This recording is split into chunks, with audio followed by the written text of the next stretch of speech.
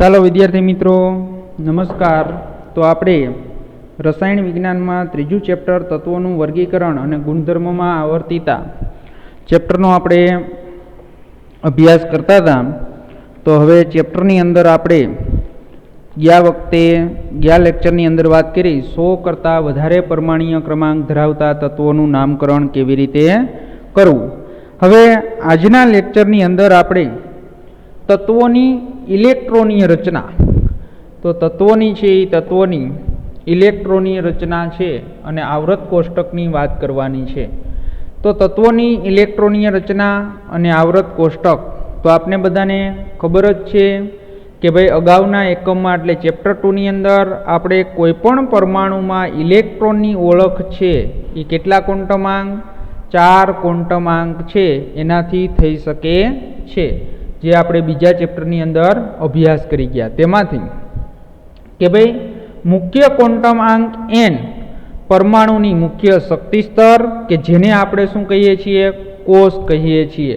એટલે આપણો મુખ્ય ક્વોન્ટમ આંક છે તો એ પરમાણુની મુખ્ય શક્તિ સ્તર છે અને જેને આપણે કોના વડે કોષ છે એ તરીકે ઓળખીએ છીએ અને તેને દર્શાવે છે। તો આપણે એ પણ જાણ્યું કે પરમાણુમાં ઇલેક્ટ્રોન કેવી રીતે પેટા કોષમાં ભરાય છે। તો બધા જ વિદ્યાર્થી મિત્રોને ખબર છે। આપણે 1 થી 20ની ઇલેક્ટ્રોનીય રચના પણ સમજી ગયા। તો હવે કે જેને આપણે એસપીડીએફ કક્ષકો કહીએ છીએ અને પરમાણુમાં ઇલેક્ટ્રોનના છે વિતરણને તેની ઇલેક્ટ્રોનીય રચના કહે છે। તો કોઈ તત્વનું આવૃત કોષ્ટકમાં સ્થાન તેમાં છેલ્લે ભરનાર કક્ષકના ક્વોન્ટમ આંક દર્શાવે છે અને આ ભાગમાં પણ આપણે તત્વોની ઇલેક્ટ્રોનીય રચના અને આવૃત કોષ્ટકના વિસ્તૃત સ્વરૂપ વચ્ચેના સંબંધ છે એ સંબંધનો આપણે અભ્યાસ કરવો છે। તો એની અંદર વિદ્યાર્થી મિત્રો આપણે વાત કરીએ તો આવર્તમાં ઇલેક્ટ્રોનીય રચના અને આવર્તની અંદર ઇલેક્ટ્રોનીય રચના અને સમૂહમાં ઇલેક્ટ્રોનીય રચના છે એનો આપણે અભ્યાસ કરવો છે। તો હવે આપણે વાત કરીએ તો કે આવર્તમાં ઇલેક્ટ્રોનીય રચના, શેમાં? આવર્તમાં ઇલેક્ટ્રોનીય રચના। તો આપણે બધાને ખબર છે કે ભાઈ ઊભી હરોળ હોય એને આપણે સમૂહ કહીએ છીએ। શું કહીએ છીએ? સમૂહ। અને જે આડી હરોળ હોય એને આપણે શું કહીએ છીએ? આવર્ત। તો હવે પહેલાં આપણે સૌ પ્રથમ આવર્તમાં ઇલેક્ટ્રોનીય રચનાનો અભ્યાસ કરવો છે। તો આવર્તક્રમ બાહ્યતમ કક્ષા અથવા સંયોજકતા કોષ માટે એનું શું કરે છે? મૂલ્ય દર્શાવે છે। જેમ આવર્તક્રમ વધતો જાય, શું આપને ખબર છે આવર્ત કેટલા? તો 7। તો આપણા આવૃત કોષ્ટકની અંદર આવર્ત છે 1 થી લઈ અને કેટલા હોય છે? 7 આવર્ત હોય છે। તો જેમ આવર્તક્રમ છે એ વધતો જાય તેમ મુખ્ય શક્તિ સ્તરનું મૂલ્ય પણ વધતું જાય, એટલે કે એનનું મૂલ્ય પણ શું થાય? વધતું જાય। n બરાબર 1, n બરાબર 2, એવી રીતે n બરાબર 7 સુધી।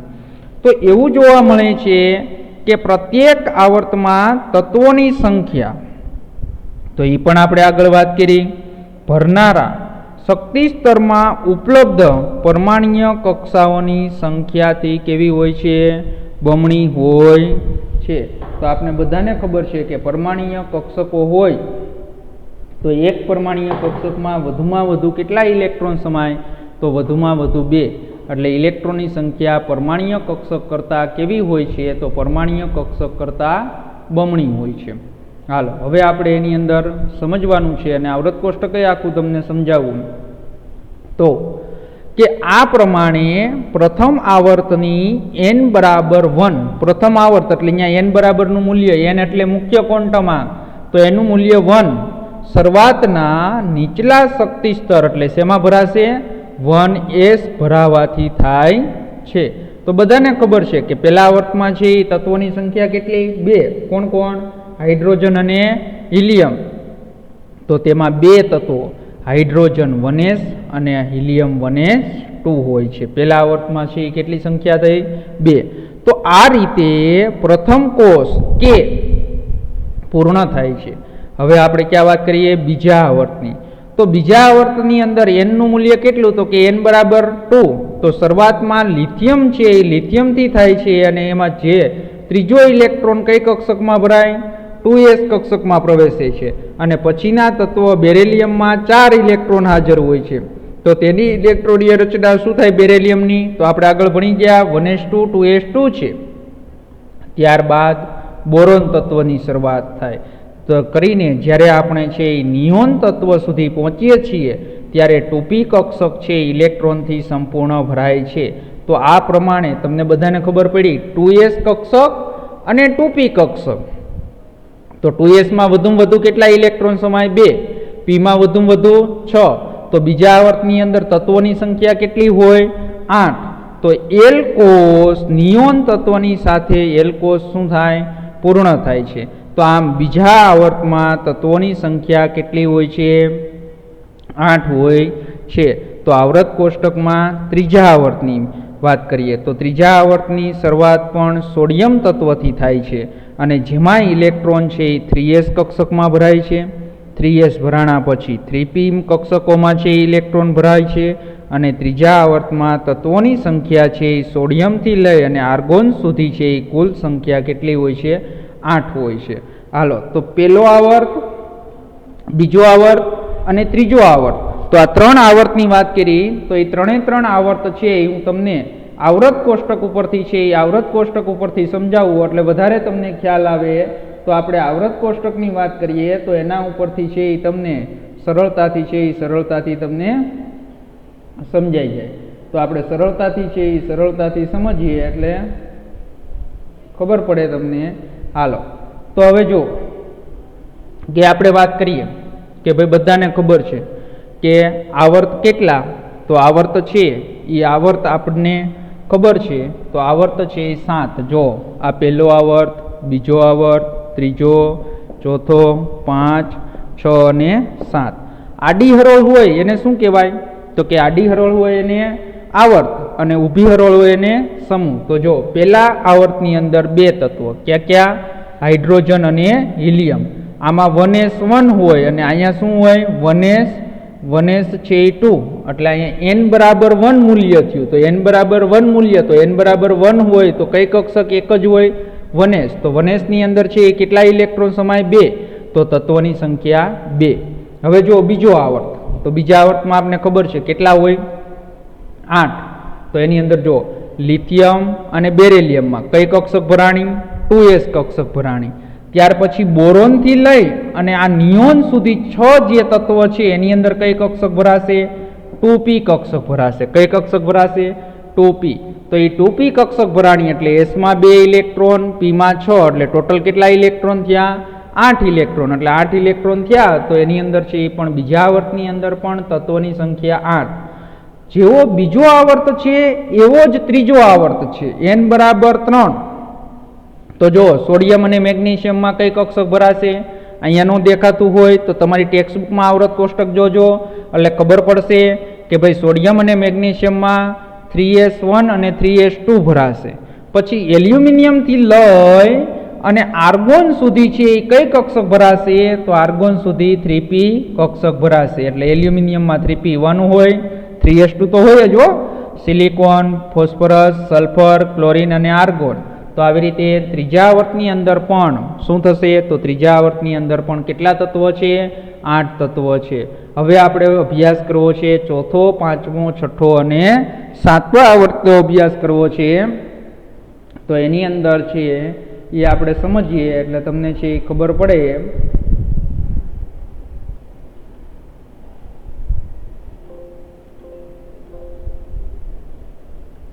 હાલો, તો એ આપણે સમજીએ તો તમને ખ્યાલ આવે. આપણે વાત કરવી છે હવે ચોથા આવર્તની. કયા આવર્તની? ચોથા આવર્તની. હાલો, તો હવે જુઓ અહીંયા ચોથા આવર્તની n બરાબર 4. ચોથો આવર્ત એટલે n બરાબર 4. ક્યાંથી શરૂઆત થશે? પોટેશિયમ તત્વથી 4s કક્ષક ભરાવાની શરૂઆત સાથે થાય છે. અને અહીં એ વાત મહત્વની છે કે 4p કક્ષક ભરાવાની પહેલા તમે જોજો આવું બાઉનો સિદ્ધાંત, એમાં 4p કક્ષક ભરાશે તે પહેલા કઈ કક્ષક ભરાશે? 3d. અને જે શક્તિની દ્રષ્ટિએ અનુકૂળ છે તો આ રીતે આપણે તત્વોની 3D જે આપણે 3D સંક્રાંતિ તત્વ અથવા સંક્રાંતિ શ્રેણી આપને પ્રાપ્ત થાય છે. તો સંક્રાંતિ શ્રેણી પણ મેં તમને આગળ વાત કરી દીધી ચેપ્ટર 2માં. સ્કેન્ડિયમ Z=21 થી શરૂ થાય અને જેની ઇલેક્ટ્રોનીય રચના 3D1 4s2 થાય છે અને 3D કક્ષક ઝિંક સુધી એટલે કે Z=30માં આગળ છે એ શું થાય સંપૂર્ણ ભરાઈ જાય છે અને જેની ઇલેક્ટ્રોનીય રચના 3D10 4s2 છે અને ચોથા આવર્તમાં 4p કક્ષકો ભરાવાની સાથે ક્રિપ્ટોન આગળ છે એ શું થશે સમાપ્ત થશે. તો ચોથા છે એ આવર્તમાં કુલ કેટલા તત્વો છે તો ચોથા આવર્તની અંદર કુલ 18 તત્વો છે. કેટલા તત્વો છે 18 તત્વ. તો હાલો આજે આપણો પેરેગ્રાફ છે એ તમને છે એ કોના ઉપરથી તો એ તમને છે એ આપણે સમજીએ તો એ પેરેગ્રાફ છે એ આપણે આવૃત કોષ્ટક ઉપરથી સમજીએ એટલે તમને ખબર પડે. તો આવૃત કોષ્ટક ઉપરથી આપણે સમજીએ એટલે સમજાઈ જાય તમને. હવે આપણે વાત કરવી છે n=4 જે આપણો આ ચોથો આવર્ત છે. કયો આવર્ત છે ચોથો આવર્ત. તો આ ચોથો આવર્ત છે તો અહીંયા n બરાબર છે એ શું થશે તો n=4. તો એની અંદર જો પોટેશિયમ અને કેલ્શિયમ એમાં કઈ કક્ષક ભરાશે તો કે 4s કક્ષક ભરાશે. પણ 4s કક્ષક છે એના કરતાં ઉર્જા વધારે 4p ભરાય તે પહેલા કક્ષક કોની ઉર્જા વધારે છે 3D ની. તો 21 થી લઈ આ જે આપણી સંક્રાંતિ શ્રેણી છે તો આ 21 થી લઈ અને 30 સુધીના જે તત્વો છે જેને આપણે શું કહીએ છીએ 3D સંક્રાંતિ શ્રેણી. તો 21 થી 30માં કઈ કક્ષક ભરાશે તો 3D1 થી લઈ અને 3D10 સુધી ઇલેક્ટ્રોન ભરાશે. તો એની અંદર છે આ D કક્ષકના 10 ઇલેક્ટ્રોન થયા, 4s ના 2 એટલે 10 ને 2 12. હવે તમને ખબર છે કે ગેલિયમથી લઈ અને ક્રિપ્ટોન સુધી તો અહીંયા કઈ કક્ષક ભરાશે તો અહીંયા છે એ કઈ કક્ષક ભરાશે p કક્ષક ભરાશે. તો અહીંયા છે એ 4p કક્ષક ભરાશે. તો 4p કક્ષકની અંદર 6 એટલે કેટલા થયા 10 ને 2 12 અને 12 ને 6 18. એટલે ચોથા આવર્તની અંદર છે એ ચોથા આવર્તની અંદર તત્વોની સંખ્યા કેટલી 18. તો એ આપને પણ ખબર જ છે. હવે જો જેવી ચોથા આવર્તની જે ભાત છે એટલે કે પેટર્ન તો એવી જ છે એ પેટર્ન કોની છે તો કે ભાઈ એ પેટર્ન પાંચમા આવર્તની છે. તો એની અંદર પણ રૂબેડિયમ અને સ્ટ્રોન્શિયમ એમાં 5s કક્ષક ભરાશે. રૂબેડિયમમાં 1 અને સ્ટ્રોન્શિયમમાં 2.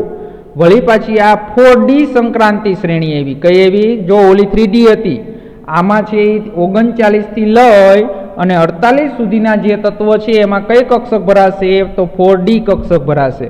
તો તમારે જે ટેક્સ્ટબુક છે એમાં જે આવૃત કોષ્ટક આપેલું છે તો એમાં જોશો એટલે તમને ખબર પડશે. તો એ 10 છે એ 10 ઇલેક્ટ્રોન D કક્ષક 4D કક્ષકમાં ભરાશે. તો એવી જ રીતે અહીંયા ઇન્ડિયમથી લઈ અને ઝેનોન સુધીના જે 5-6 તત્વો છે એમાં 5p કક્ષક ભરાશે. કઈ કક્ષક ભરાશે 5p કક્ષક ભરાશે. તો એની અંદર પણ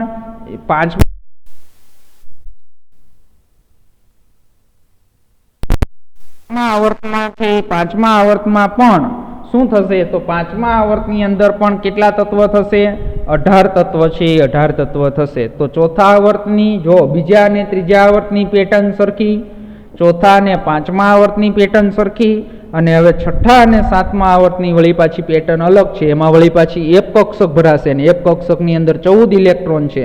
તો એને આપણે છે એ આવૃત કોષ્ટકની નીચે છે એ નીચે ગોઠવવા જોશે. સમજણ પડી? હાલો તો એ પણ તમને સમજાવી દઉં એટલે તમને ખબર પડે.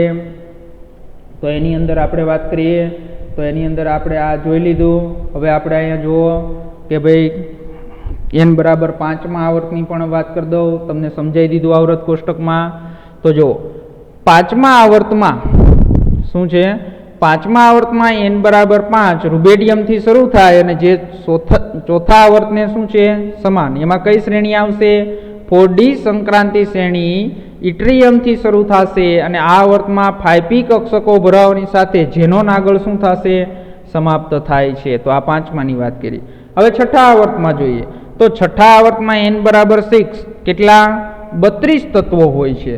તો આમ આગળ ને આગળ ઇલેક્ટ્રોન છે એ શેમાં ભરાશે તો 6s 4f 5d અને 6p કક્ષકોમાં ભરાય છે અને 4f કક્ષકો ભરાવાની શરૂઆત સીરિયમ Z બરાબર 58 થી થઈને લ્યુટેશિયમ Z બરાબર 71 આગળ પૂર્ણ થાય છે અને તેને કહેવાય 4f આંતર સંક્રાંતિ શ્રેણી અથવા બીજું એનું નામ છે લેન્થેનોઇડ શ્રેણી કહેવાય છે. તો સાતમો આવર્ત n બરાબર 7, છઠ્ઠા આવર્તને શું છે જેવા ઇલેક્ટ્રોન આગળ ને આગળ કઈ કક્ષકમાં 7s, 5f, 6d અને 7p કક્ષકમાં ભરાય છે. તો આમાં મોટા ભાગના માનવ નિર્મિત રેડિયો સક્રિય તત્વો સમાવિષ્ટ છે અને સાતમો આવર્ત 118 પરમાણ્વીય ક્રમાંકવાળા તત્વોની શોધ સાથે શું થશે પૂર્ણ થશે અને આ તત્વ પછી ઉમદા વાયુ સમૂહનો હશે અને એક્ટિનિયમ Z બરાબર છે 89 પછી છે.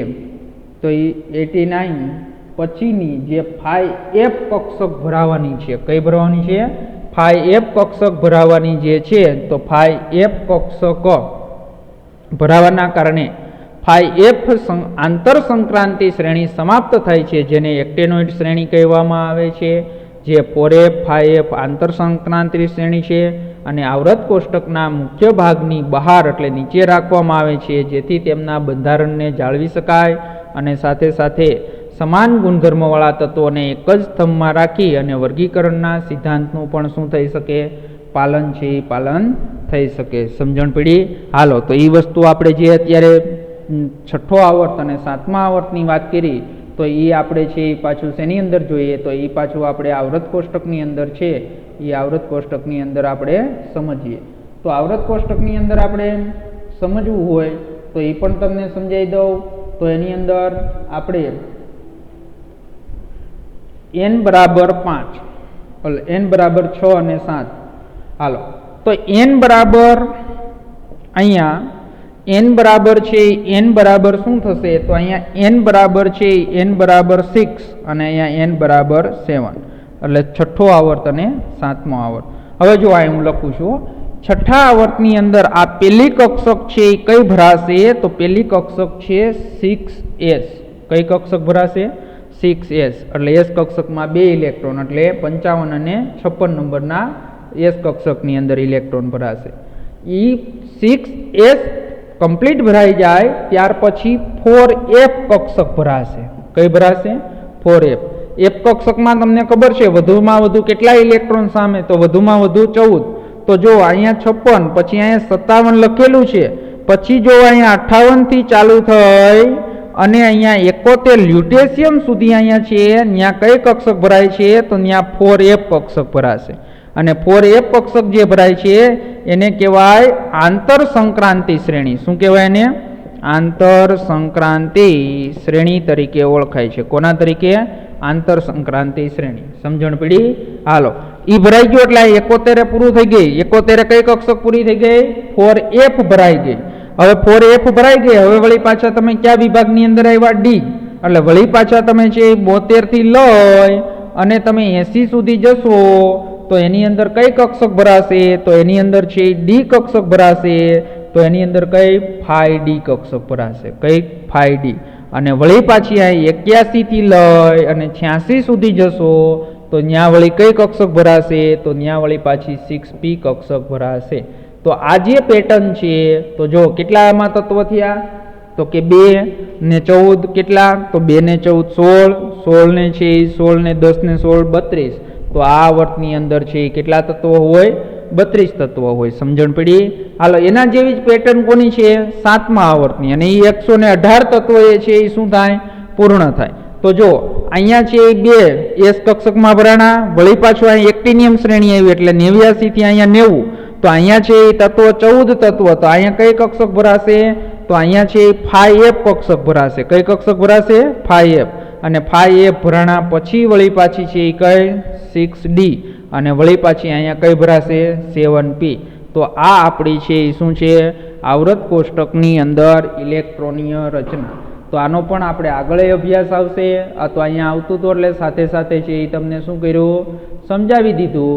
તો આપણે આના પછીના લેક્ચરની અંદર જ્યારે શું કરશું કે બધા જ તત્વ છે તો એ બધા જ તત્વ છે એની વાત કરશું ત્યારે આપણે બધા જ સમૂહનો છે બધા જ છે એ સમૂહનો પણ અભ્યાસ કરવાનો છે, ત્યાં વધારે ખબર પડશે. હાલો હવે આપણે વાત કરીએ તો કોયડો એકાઈ પહોંચી જોઈ લઈએ. કોયડો 3.2 આવર્ત કોષ્ટકના 5મા આવર્તમાં 18 તત્વો હોય છે તો તેને તમે કેવી રીતે સમજાવી શકશો? તો એ તો આપણે આગળ આવી જ ગયું છે કે જો 5મો આવર્ત હોય તો n બરાબર શું હોય, બીજા ચેપ્ટરમાં મેં સમજાવ્યું હતું. n બરાબર 5 તો l ના મૂલ્ય કેટલા મળે? તો l ના મૂલ્ય 0, 1, 2, 3, 1, 2 અને 3. તો 1, 2 અને 3 તો l ના મૂલ્યો છે એ શું થશે? 0, 1, 2, 3 હોય ત્યારે પ્રાપ્ય કક્ષકો કઈ? તો એની અંદર n બરાબર 5 છે તો એની અંદર હવે જો l નું મૂલ્ય છે l નું મૂલ્ય તમે શોધો એટલે 0, 1, 2, 3 હોય ત્યારે પ્રાપ્ય કક્ષક કેટલી થશે? તો કે 4d, 5s, 5p શક્તિ સ્તરનો ક્રમ તમે ગણશો એટલે શું થશે? 5s, 4d અને 5p આઉટબાઉફના નિયમ ઉપરથી. તો આમ કુલ છે કેટલી કક્ષકો પ્રાપ્ય થઈ? 9. કેવી રીતે જોઈ સમજાવી દો. 5s ની કક્ષકો કેટલી? તો એની પેટા કક્ષક 1. 4d ની પેટા કક્ષક કેટલી? 7. 5p ની પેટા કક્ષક કેટલી? 3. તો 4d એટલે 5 સોરી. તો એની અંદર 4d ડી કક્ષકની પેટા કક્ષક 5, p ની 3, s ની 1 એટલે 5 ને 3 8 ને 1 9. તો પેટા કક્ષક કેટલી થઈ અહીંયા? 9. તો 9 પેટા કક્ષક થઈ તો બધાને ખબર છે કે 9 કક્ષકો પ્રાપ્ય હોય તો એમાં વધુમાં વધુ કેટલા ઇલેક્ટ્રોન સમાય? 18. તો જેમાં મહત્તમ 18 ઇલેક્ટ્રોન ભરી શકાય છે. તેથી 5મા આવર્ત એટલે 5મા આવર્તમાં છે કેટલા તત્વો હોય? 18 તત્વો હોય છે. તો આપણે આવર્તમાં ઇલેક્ટ્રોનની રચના છે એ સમજ્યા. હવે આપણે એની અંદર વાત કરવી છે સમૂહમાં ઇલેક્ટ્રોનની રચના. શેની વાત કરીએ આપણે? સમૂહમાં. તો એ તો બધાને આવડે એવું જ છે. સમૂહમાં આવર્તની અંદર સમજવાનું હતું, બાકી સમૂહમાં તો બધાને ખબર જ છે. તો સમૂહમાં આપણે વાત કરવી હોય હાલો તો સમૂહ પ્રમાણે ઇલેક્ટ્રોનીય રચના. તો સમૂહ પ્રમાણે ઇલેક્ટ્રોનીય રચના છે એની વાત કરીએ આપણે. તો સમૂહ પ્રમાણે ઇલેક્ટ્રોનીય રચના તો એક જ સમૂહમાં અથવા ઊભા સ્તંભમાં રહેલા તત્વોની સંયોજકતા કોષની ઇલેક્ટ્રોનીય રચના કેવી હોય? સમાન. અને તેમની બાહ્યતમ કોષમાં ઇલેક્ટ્રોનની સંખ્યા તથા તેના ગુણધર્મ પણ કેવા હોય છે? સરખા. તો એ તો આપણે આગળ વાત કરી દીધી. કોઈ પણ સમૂહ લેવામાં આવે તો એ સમૂહની અંદર છે એ શું થાય? તો બાહ્યતમ ઇલેક્ટ્રોનીય રચના સરખી હોય અને એના ગુણધર્મ છે એ પણ સરખા હોય. તો ઉદાહરણ તરીકે સમૂહ 1ના તત્વ કોના તરીકે ઓળખાય? આલ્કલી ધાતુ તરીકે. તો તેની સંયોજકતા કોષની ઇલેક્ટ્રોનીય રચના શું છે? NS1 હોય છે, જે આપણે નીચે કોષ્ટકની અંદર છે એ દર્શાવેલું છે. તો એ સમૂહમાં છે એ સમૂહમાં તો આપણે બધાને ખબર જ છે. તો એની અંદર આપણે સમૂહની વાત કરીએ તો જો પહેલો સમૂહ લખ્યો છે લિથિયમ, સોડિયમ, પોટેશિયમ, રૂબેડિયમ, સીઝિયમ અને ફ્રાન્સિયમ. હવે જો આ ઇલેક્ટ્રોનીય રચના મેં તમને સમજાવી હતી. હવે જો તમે આ હિલિયમ પછી 2s1, નિયોન પછી 3s1, આર્ગોન પછી 4s1, ક્રિપ્ટોન પછી 5s1 અને ઝેનોન પછી 6s1. એટલે બધાની ઇલેક્ટ્રોનીય સામાન્ય રચના આપવી હોય તો પહેલા સમૂહની શું થાય? NS1. એટલે બાહ્યતમ કોષની ઇલેક્ટ્રોનીય રચના સરખી છે, એના રાસાયણિક ગુણધર્મ સરખા થાય. તો આ આપણી છે એની ઇલેક્ટ્રોનીય રચના. તો આ રીતે તે બાબત સ્પષ્ટ થાય છે કે કોઈપણ તત્વના ગુણધર્મ તેના પરમાણ્વીય ક્રમાંક પર આધારિત હોય છે, નહીં કે તેના સાપેક્ષ પરમાણ્વીય દળ. તો આપણે બધાને ખબર છે વિદ્યાર્થી મિત્રો કે કોઈપણ તત્વ હોય એના રાસાયણિક ગુણધર્મ છે તો તેની બાહ્યતમ કક્ષામાં રહેલા છે એ ઇલેક્ટ્રોન ઉપર આધાર રાખે છે. અને સમૂહ હોય ત્યારે બધાને ખબર છે કે ભાઈ એની બાહ્યતમ કક્ષામાં રહેલા ઇલેક્ટ્રોનની સંખ્યા છે એ કેવી હોય છે? સમાન હોય, સરખી હોય છે. એટલે એના રાસાયણિક ગુણધર્મ પણ છે એ કેવા થાય? સરખા. હવે આપણે આવતા લેક્ચરની અંદર છે એ ઇલેક્ટ્રોનની રચના અને તેના તત્વોના પ્રકાર એટલે વિભાગોની વાત કરવી છે. આવૃત કોષ્ટકને 4 વિભાગોની અંદર વહેંચવામાં આવ્યા છે. S, P, D અને F વિભાગની અંદર વહેંચવામાં આવ્યા છે. તો એની વાત છે એ આપણે આવતા લેક્ચરની અંદર છે એ આવતા લેક્ચરની અંદર કરશું. 4 વિભાગો છે એ વિભાગોની આપણે સમજણ છે એ મેળવશું. તો અહીંયા સુધી વિદ્યાર્થી મિત્રો કમ્પ્લીટ તૈયાર કરી નાખજો. એટલે આવતા લેક્ચરની અંદર જે વિભાગો છે એની વાત કરશું.